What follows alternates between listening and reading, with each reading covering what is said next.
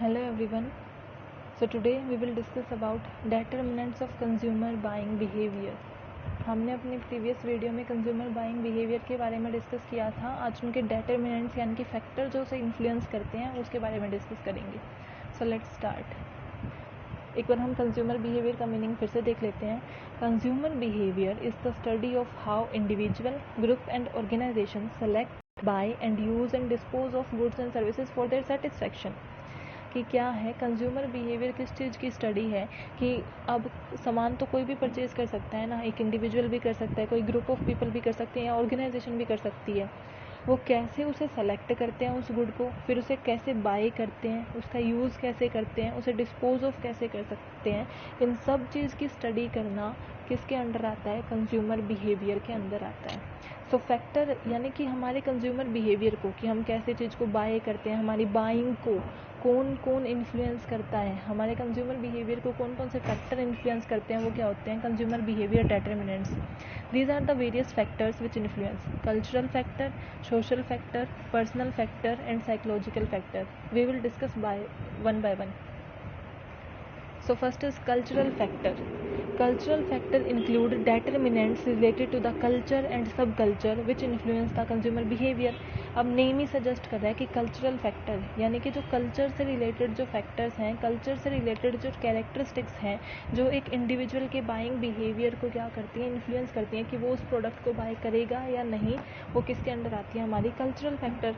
जैसे कल्चर में क्या होता है, अब इसमें के हम 3 सब पार्ट कर सकते हैं. कल्चरल फैक्टर में हम क्या इंक्लूड करते हैं? जैसे culture, set of values and perception. Her culture के अपने अलग सेट ऑफ वैल्यूज़ होते हैं, सब परसेप्शन होता है, सबका देखने का नज़रिया, राइट, वो किस चीज़ को सही मानते हैं, किस चीज़ को गलत, वो हर कल्चर का डिफरेंट होता है. जैसे अगर हम देखें हिंदू एंड मुस्लिम कल्चर दोनों बहुत डिफरेंट हैं. अगर हम ब्राह्मण का कल्चर देखें, सिर्फ हम एक नेशन वाइज कल्चर नहीं देख सकते, हम विद इन नेशन भी देख सकते हैं.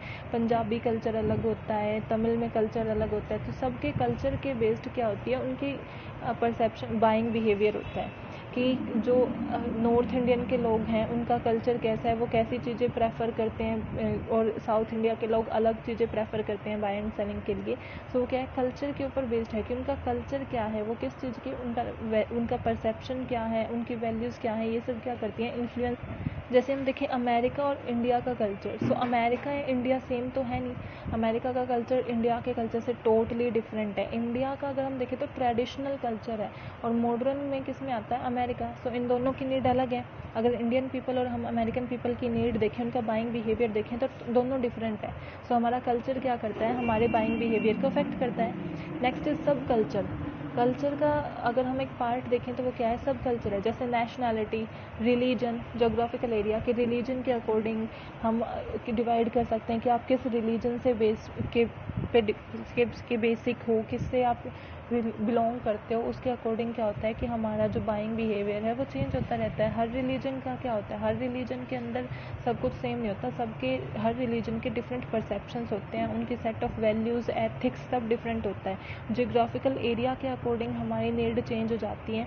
जैसे अगर आप ऐसे एरिया में रह रहे हो जहाँ पे वाटर की जो स्कैरसिटी फेस की जाती है, तो वहाँ पे वाटर की नीड ज़्यादा होगी, वहाँ पे उसके प्राइस भी ज़्यादा होंगे, उनकी बाइंग बिहेवियर डिफरेंट होगी. और अगर एक आप ऐसे एरिया में रह रहे हो जहाँ पे मीन्स फुल अमाउंट में आपको वाटर अवेलेबल है, तो वहाँ पे नीड क्या होगी? डिफरेंट होगी. सो सब कल्चर यानी कि नेशनैलिटी या रिलीजन जो भी है वो अफेक्ट करता है. Next is social class. So social class क्या होता है कि ये कहाँ से आते हैं? ऐसा नहीं है कि सिर्फ मनी सोशल क्लास को डिफाइन करता है कि अपर क्लास में सिर्फ वही होते हैं जिनके जो रिच हैं, और मिडल में जो पुअर, मतलब middle class and then working class. ऐसा नहीं होता.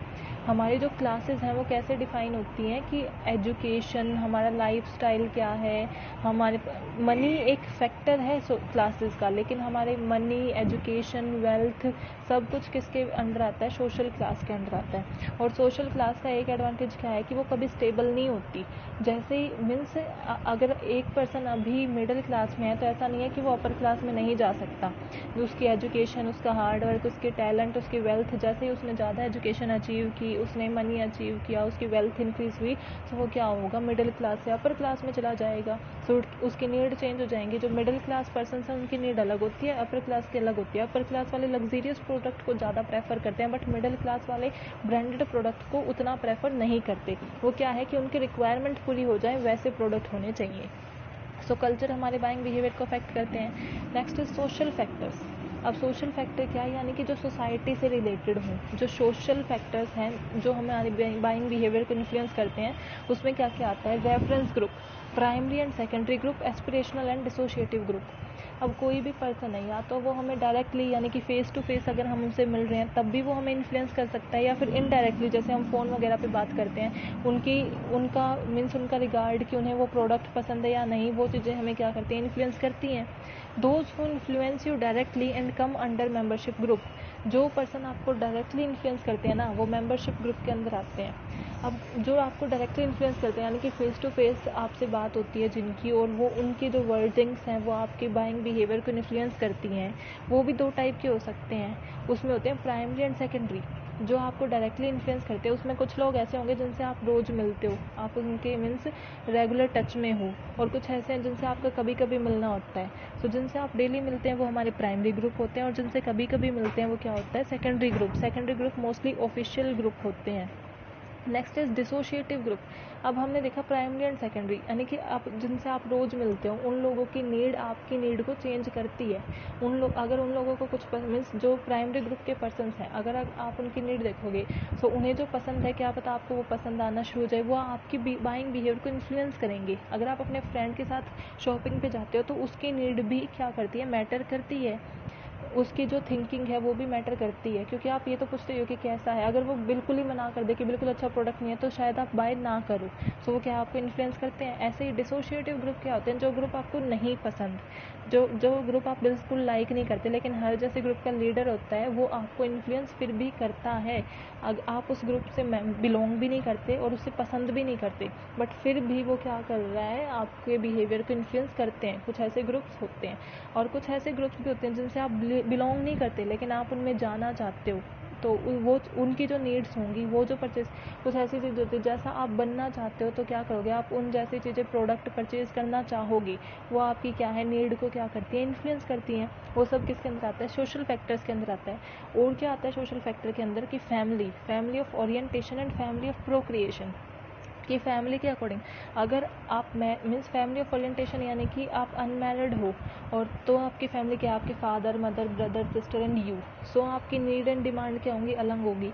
और family of procreation means after marriage, कि आपकी वाइफ हो जाएगी, आपकी डॉटर सन जो भी होंगी, तो आपकी क्या होगी, नीड अलग हो जाएगी। सो आपकी फैमिली पे भी डिपेंड करता है कि आप किस फैमिली में रह रहे हो, कि फैमिली ऑफ ओरिएंटेशन है या फैमिली ऑफ प्रोक्रिएशन है, उस पर आपकी क्या है, नीड बेस करती हैं कि आप क्या चीज़ें बाय करोगे। वो किस पे डिपेंड करता है, फैमिली पे भी डिपेंड करता है। रोल्स एंड स्टेटस, कि हर पर्सन का कोई ना कोई तो रोल होता ही है जो उसे निभाना होता है, मीन्स जो उसे परफॉर्म करना होता है, और वो हर रोल का एक स्टेटस भी होता है, कि वो जितना वो हाई रोल, जितना मीन्स आपकी ज़्यादा ड्यूटीज़ होंगी उस रोल में, उतना ही ज़्यादा हायर आपका क्या होगा, स्टेटस होगा।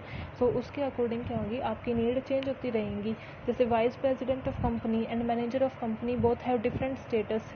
वो क्या करते हैं, दोनों का, एक वाइस प्रेसिडेंट का और एक मैनेजर का, दोनों का डिफरेंट स्टेटस है, और दोनों को अपने रोल परफॉर्म करने होते हैं, और दोनों की नीड भी तो अलग होती है। वाइस प्रेसिडेंट की नीड क्या होंगी, हायर होंगी, किससे, मैनेजर से, क्योंकि उसका रोल भी हायर है, उसका स्टेटस भी हायर है। Next is personal factors. Personal factor are related to the personal characteristics, जो आपकी पर्सनल कैरेक्टरिस्टिक्स से रिलेटेड होते हैं एक इंडिविजुअल की, वो क्या होते हैं, पर्सनल फैक्टर, जो आपको आपके बाइंग बिहेवियर को इन्फ्लुएंस करते हैं। अब पर्सनल कैरेक्टरिस्टिक्स में क्या आ सकता है, age and stage in life cycle. अब एज क्या है आपकी, उस पर भी तो अब हम देखें कि अगर हमारा चाइल्डहुड है, हम यंगस्टर हैं, क्या है, इस पर डिपेंड करता है ना कि हमारी क्या नीड्स होंगी। एक चाइल्डहुड में अगर आपकी क्या नीड्स होती हैं कि आप चॉकलेट्स, आप खाने की चीज़ों पे ज़्यादा फोकस करते हो। यंगस्टर में आप टेक्नोलॉजी पे ज़्यादा फोकस करते हो। सो आपकी एज डिफाइन करती है कि आपकी नीड क्या होंगी, आपका बाइंग बिहेवियर क्या होगा।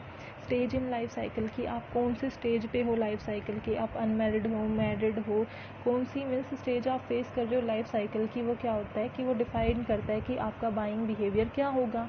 ऐसे ही ऑक्यूपेशन एंड इकोनॉमिक सर्कमस्टांसिस, एक लॉयर की जो ऑक्यूपेशन यानी कि आपका प्रोफेशन क्या है, एक लॉयर की, इंजीनियरिंग की, डॉक्टर की, टीचर की, सबकी जो नीड होती है वो अलग अलग होती हैं। सो इट डिपेंड करता है कि आपका ऑक्यूपेशन क्या है। ऑक्यूपेशन इन्फ्लुएंस करता है आपके बाइंग बिहेवियर को। इकोनॉमिक सर्कमस्टांसिस में क्या आएगा कि कंट्री में क्या है, बूम है, डिप्रेशन है, उसके अकॉर्डिंग नीड चेंज होते रहते हैं। या फिर आपकी इकोनॉमिक कंडीशन कैसी है, आपकी इनकम क्या है, सेविंग क्या है, क्या लोग आपको क्रेडिट दे देते हैं, उसके अकॉर्डिंग क्या होता है कि आप अपनी नीड डिसाइड करते हो। अगर आपकी इनकम ज़्यादा है तो आप ज़्यादा परचेज करते हो, वरना आप कम परचेज करते हो।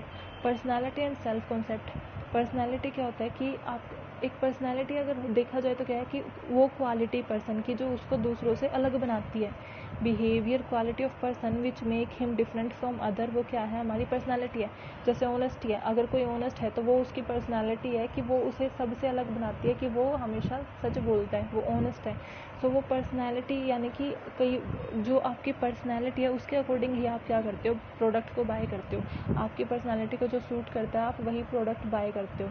जैसे कई बार होता है कि जिसकी एक्साइटमेंट पर्सनालिटी है तो वो ऐसे प्रोडक्ट परचेज करना चाहेगा जो मीन्स जिनकी जो एडवर्टाइजमेंट है वो एक्साइटमेंट से रिलेटेड हो। ऐसे ही सेल्फ कॉन्सेप्ट क्या होता है कि आप अपने आप को क्या समझते हो, आप अपने बारे में, आप अपने आप सेल्फ के कॉन्सेप्ट को कैसे अंडरस्टैंड कर रखा है। एक होता है आइडियल और एक एक्चुअल, कि आइडियल कि आप कैसा बनना चाहते हो और एक्चुअल में आप क्या हो। सो जो एक्चुअल में आप हो और जो आप बनना चाहते हो उसके अकॉर्डिंग आपकी नीड चेंज होती रहेंगी कि आपको जैसा बनना है मीन्स उधर उसके अकॉर्डिंग आप क्या करोगे, बाइंग करोगे कि मुझे ऐसा बनना है, तो उसके अकॉर्डिंग आपकी बाइंग एंड सेलिंग चेंज होती रहती है, वो बाइंग बिहेवियर चेंज होता रहता है। लाइफस्टाइल एंड वैल्यूज़, कि लाइफस्टाइल किस पे डिपेंड करता है, टाइम कंस्ट्रेंट और मनी कंस्ट्रेंट। कि अगर आपके पास मनी ज़्यादा है तो आपका लाइफस्टाइल बहुत अच्छा होगा, टाइम ज़्यादा है तो आप रेस्टोरेंट्स में जा सकोगे, आप होटल्स में जा सकोगे। सो टाइम एंड मनी किस लाइफस्टाइल को डिफाइन करता है कि हम कैसे अपनी ज़िंदगी को क्या कर रहे हैं, जी रहे हैं। वो सब क्या होता है, हमारा लाइफ लिविंग पैटर्न क्या है, वो क्या होता है, हमारा लाइफस्टाइल। सो हर एक का जिनका लाइफस्टाइल डिफरेंट होता है, हर एक का लाइफस्टाइल डिफरेंट ही होता है और उनकी नीड भी लाइफस्टाइल के अकॉर्डिंग चेंज होती रहती है। तो लाइफस्टाइल क्या करता है, इन्फ्लुएंस करता है। लास्ट फैक्टर हमारे क्या है, psychological factor. It include those factors which are related to our mind and intellectual ability of your self.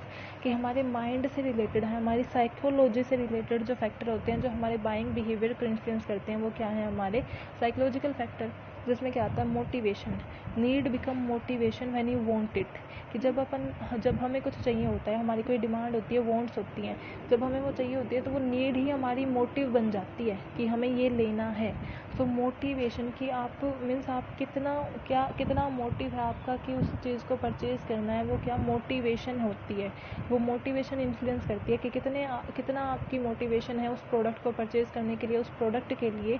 उस पर डिपेंड करता है कि हम उस प्रोडक्ट को परचेज़ करेंगे या नहीं। ऐसे ही परसेप्शन, कि आपका परसेप्शन क्या है, नज़रिया क्या है उस प्रोडक्ट को देखने का। कि मीन्स आप किसी शॉप पे गए तो आपने पहले जैसे आपने देखा कि आप खरीदने कुछ और गए थे लेकिन किसी और चीज़ ने आपको अट्रैक्ट कर लिया। सो आपका परसेप्शन क्या है उसे देखने का। सिर्फ आपने उसे मीन्स चाहे वो डिस्काउंट की वजह से उसने अट्रैक्ट किया हो कि उस पर बहुत ज़्यादा डिस्काउंट था, या फिर उसका मीन्स वे ऑफ लुक, कि वो लुक में इतनी अच्छी लगी आपको वो चीज़ कि आपने उसको परचेज़ करने का डिसीज़न ले लिया। तो आपका परसेप्शन भी इन्फ्लुएंस करता है आपके बाइंग डिसीजन को। ऐसे ही लर्निंग क्या है, it is what that which change your behaviour. Learning से हमारा बिहेवियर तो चेंज होता ही है। ऐसे बोलते हैं ना कि ये चीज़ मैंने सीखी है, उस वजह से आप नेक्स्ट डिसीजन क्या होता है, एक्सपीरियंस आपके डिसीजन को चेंज करता है। अगर आपने एक चीज़ एक्सपीरियंस कर रखी है तो आप वो गलती दोबारा नहीं करते हो। तो एक्सपीरियंस क्या करता है, लर्निंग आपके बिहेवियर को चेंज कर देता है। और लर्निंग हम कहाँ से अचीव कर सकते हैं, एक्सपीरियंस से हम लर्न कर सकते हैं, ट्रेनिंग से कर सकते हैं। सो क्या है कि जो हमारी लर्निंग होती है वो हमारे बाइंग बिहेवियर को चेंज कर सकती है। जैसे एक फ़ोन आपने यूज़ कर रखा है, आपने देखा है कि उसकी मीन्स फंक्शनिंग कैसी है, अब आप दोबारा कभी फ़ोन खरीदने जाते हो तो आपको उसका एक्सपीरियंस है जो आपके बाइंग बिहेवियर को चेंज करेगा, इन्फ्लुएंस करेगा। नेक्स्ट इज़ मेमोरी, कि आपकी मेमोरी प्रोसेस, मेमोरी रिट्राइवल क्या है, कि आप कितने मीन्स कब तक आप अगर आपकी मेमोरी में उस चीज़ से रिलेटेड कुछ है उसे आप कैसे एनकोड करते हो। जो भी आपको कोई प्रोडक्ट में शॉपकीपर है वो आपको प्रोडक्ट के बारे में कुछ बताता है, उसको आप कैसे समझते हो, कैसे एनकोड करते हो, और आपकी मेमोरी में वो कब तक रहता है, वो डिपेंड करता है कि आप उस प्रोडक्ट को बाय करोगे या नहीं करोगे। वो मेमोरी में मीन्स समटाइम्स क्या होता है कि आपको हिंट चाहिए होती है, फिर आपको सब याद आ जाता है कि भाई क्या क्या उन्होंने बताया था, क्या क्या प्रोडक्ट की फंक्शनिंग थी, क्या क्या उसकी क्वालिटीज़ थी। सो मेमोरी भी हमारे बाइंग बिहेवियर को इन्फ्लुएंस करती है। So I hope you are clear.